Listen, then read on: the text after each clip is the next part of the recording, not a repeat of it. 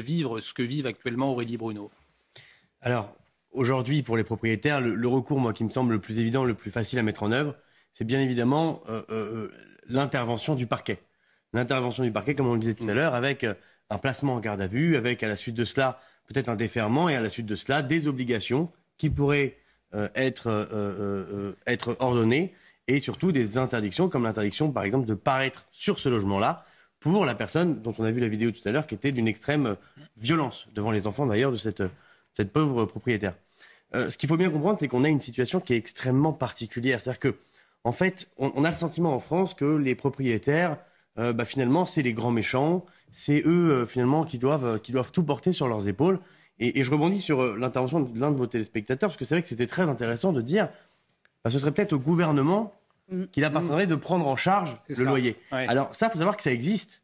C'est-à-dire qu'une fois que vous avez votre décision de justice, que la décision de justice n'est pas exécutée par la préfecture, pendant ou hors trêve hivernale, le propriétaire il a l'opportunité de saisir la préfecture pour demander justement à ce qu'elle paye en lieu et place du locataire belligérant. Et ça, c'est quand même quelque chose d'extraordinaire. C'est-à-dire que vous allez avoir la préfecture qui va payer votre loyer. La préfecture, mais combien de temps, nos loyers, c'est-à-dire que c'est nos impôts. Ce sont les impôts.